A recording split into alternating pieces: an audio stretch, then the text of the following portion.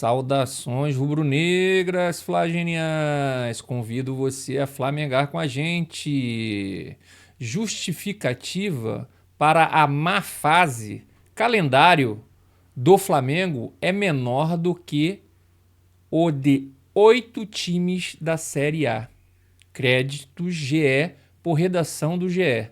Mas antes de tudo, deixe seu like, se inscreva no canal, seja um flagenial, acione o sininho da notificação e fique sabendo de tudo do mais querido, o mais amado, o mais idolatrado Flamengo. Sem mais delongas, vamos à informação. Botafogo, Fortaleza e Palmeiras, que estão à frente na tabela, jogaram mais que o rubro-negro.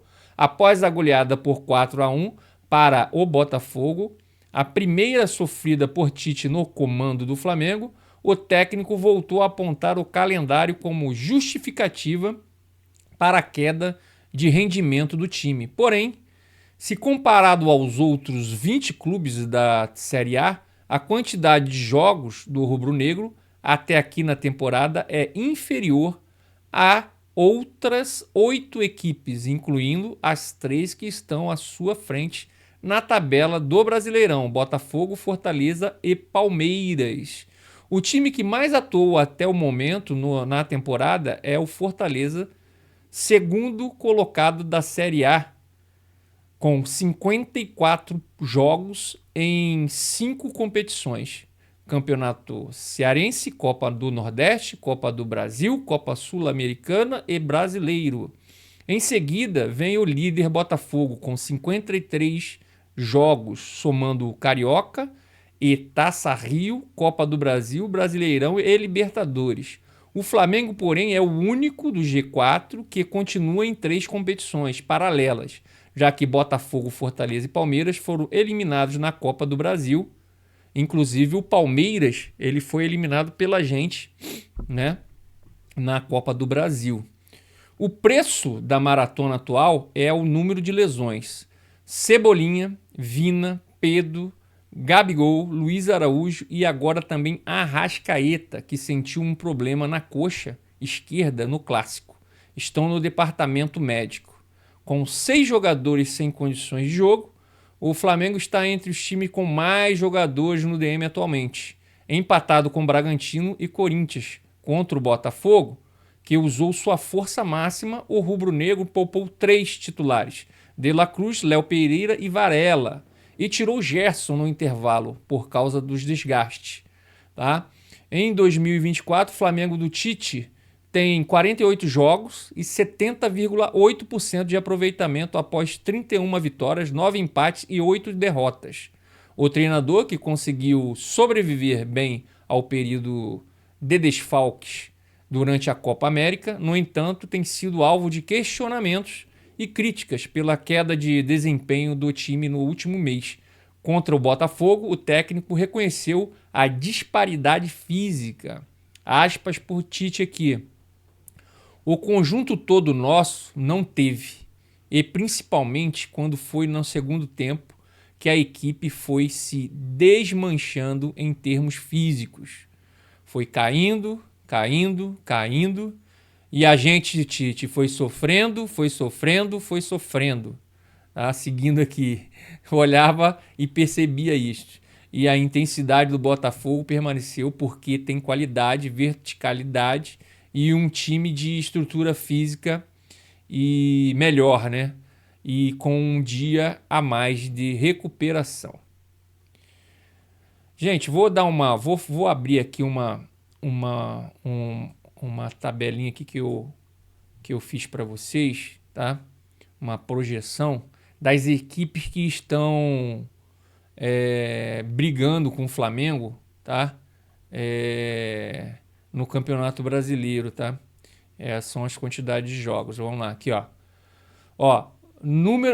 Essa desculpa do calendário não cola mais, né, Tite? Não dá, porque agora a gente tem números aqui para mostrar, tá? Fortaleza, 54 jogos, jogou mais que o Flamengo. Botafogo, com 53 jogos, jogou mais que o Flamengo. Bahia e Bragantino, 52 jogos, jogou mais que o Flamengo. Atlético Paranaense, Cuiabá e Palmeiras jogou 51 jogos, jogou mais que o Flamengo. Grêmio, 49 jogos, jogou mais que o Flamengo. Corinthians, Fluminense e São Paulo jogaram a mesma quantidade de jogos, 48, que o Flamengo. Ao todo, aqui, os que têm a mesma quantidade de jogos e os que têm mais quantidade de jogos são 11 times, tá? E desses 11 times, por exemplo, eu não vejo a queda de rendimento tão brusca, por exemplo, no Fortaleza. Mas o que o Fortaleza faz, que eu venho falando aqui no canal, que é pro Tite, que o Tite deveria já estar fazendo, mas agora não tem mais o que fazer. Muitos jogadores agora vai ter que ir pro sacrifício todo mundo que tiver apto para entrar em campo, por exemplo, na quinta-feira. Mas o que ele deveria fazer e que era o que o JJ, eu já falei sobre isso, eu vou repetir, fazia muito bem. Tirava 2, 3 jogadores por jogo, descansava, deixava no banco e conforme a partida for se desenhando, coloca no segundo tempo, coloca 20 minutinhos ali só para não continuar com um ritmozinho de jogo e acabou. Mas ele não fez isso, né? Quando ele tira todo mundo. Quando ele coloca todo mundo. E quando ele coloca todo mundo é a maioria das vezes, né? E aí, estoura mesmo. Não tem como, entendeu? Então, assim, em termos de prioridade, a gente priorizou a Copa do Brasil. A gente passou, né? Fomos bem-sucedidos, mas a que preço? Né? A que preço? E assim, ele tem que avaliar melhor. E outra coisa, eu tô falando aqui, críticas, todo técnico vai ter. Isso não significa que eu tô com plaquinha, pelo amor de Deus, tira o Tite, sai fora. Não tem nada a ver uma coisa com a outra, tá? Mesmo porque o desempenho deles tá muito bom, de bom pra ótimo pra mim. Porque, na realidade, a gente continua vivo nas 3 competições que a gente compete hoje, que a gente está inseridos hoje, né? E vai perguntar pro Botafogo se ele não queria continuar. Vai perguntar pro Palmeiras se ele não queria continuar. Vai perguntar, sabe, pro Fortaleza se ele não queria continuar. Então, assim, devagar com andor, né? A gente deve criticar, mas vamos olhar para 2023, como é que foi o nosso ano, tá? Talvez a gente esteja esperando muito de um time que já não dá tanto assim, né? Talvez a gente precise de contratações. Em falar em contratações, o Michael parece que acertou, né? Acertou, parece que já está tudo certo, só falta só assinar o contrato e ele vai estar voltando aí. E quando ele tá feio, esquece, né? Como ele diz, né? Então, assim, é uma boa reposição aí pro Cebolinha, né? Que só volta o ano que vem. Apesar dele jogar mais pelo lado direito, mas ele já jogou no Flamengo pelo lado esquerdo também. Então a gente tem a esperança aí de que a gente tenha mais contratações e a gente comece a rodar mais essa equipe, Tite. Tem que rodar mais essa equipe. Não tem jeito, tá? E não adianta em clássico começar a jogar essa molecada aí pra jogar, que ela não vai render.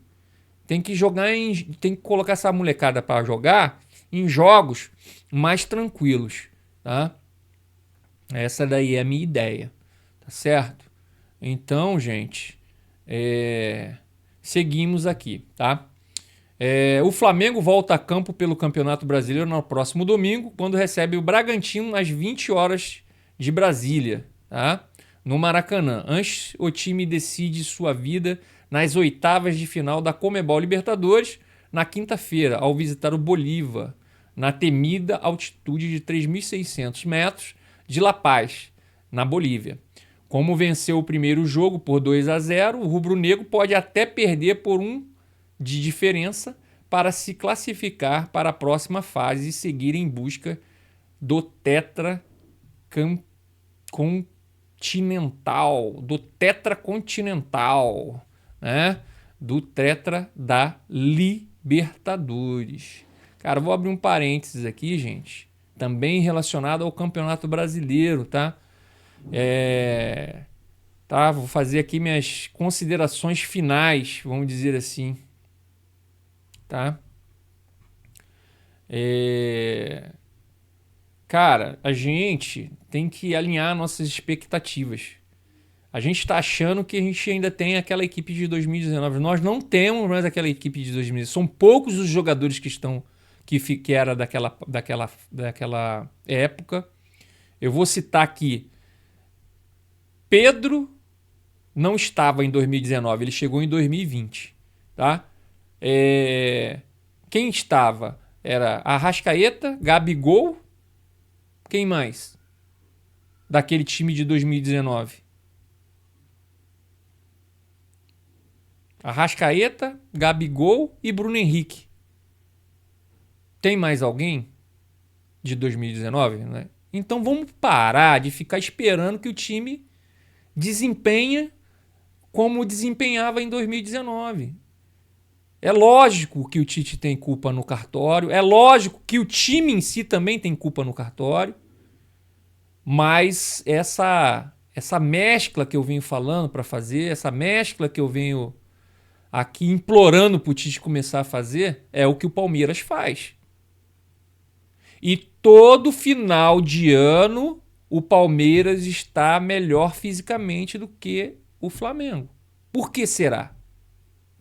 E outra coisa, essa parte física que o Flamengo está sofrendo esse ano, ele sofre praticamente todos os anos. A gente vai caindo, como disse, vai caindo, só que não é só num jogo. É de uma determinada quantidade de jogos até o final da temporada. Entendeu? Quando a gente foi campeão lá com o Dorival em 2022, na Libertadores e da Copa do Brasil, as duas finais foi como? Nosso time não jogou bem, hein?